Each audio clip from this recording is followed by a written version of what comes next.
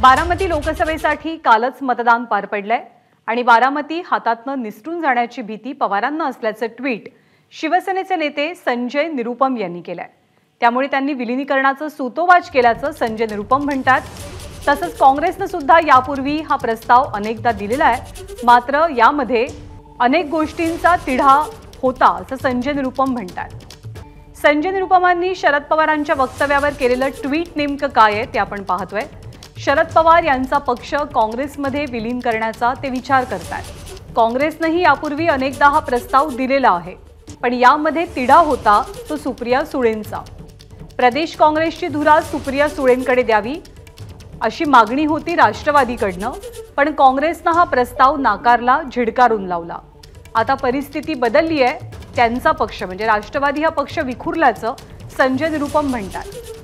आपले प्रतिनिधी वेदांत नेब सध्या आपल्याला माहिती देतात। वेदांत, संजय निरुपम याबद्दल काय खुलासा करतात? कारण जेव्हा राष्ट्रवादी फुटली होती, राष्ट्रवादीचं चिन्ह शरद पवारांच्या हातातनं गेलं होतं, तेव्हा रमेश चेन्नीथलांनी हा प्रस्ताव दिल्याची कुणकुण होती किंवा कुजबूज रंगलेली होती। आता संजय निरुपमांनी अधिक भाष्य काय केलंय? ज्ञानदा, आपण बघितलं एका वृत्तपत्राला शरद पवार यांनी प्रतिक्रिया देताना आणि मुलाखत देताना सांगितलं की काही प्रादेशिक पक्ष ज्यांची आयडिओलॉजी काँग्रेस सोबत जुळणारी आहे ते पक्ष कदाचित काँग्रेसमध्ये विलीन होऊ शकतात। आणि याचा सगळ्याचा आधार देत, संदर्भ देत संजय निरुपम यांनी हे ट्विट केलं आहे। त्यांचं असं म्हणणं आहे की याआधी सुद्धा काँग्रेसकडनं तशा प्रकारचा प्रस्ताव शरद पवार यांना देण्यात आला होता, मात्र शरद पवारांनी एक अट समोर ठेवली होती, ती म्हणजे सुप्रिया सुळे यांना महाराष्ट्रात काँग्रेसचं नेतृत्व द्यावं। मात्र हा प्रस्ताव काँग्रेसनं फेटाळला होता।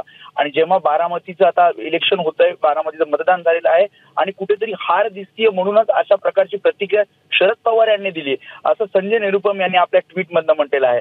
यामध्ये आणखी कधी प्रस्ताव दिला, त्यानंतर काय झालं यावर स्पष्टीकरण अजूनही निरुपम यांनी दिले नाही। मात्र ट्विटवरून हे सांगतायत की हे प्रस्ताव आधी सुद्धा देण्यात आले होते आणि आता शरद पवार हे नेमकं का बोलतात यावर संजय निरुपम हे ट्विट करतात।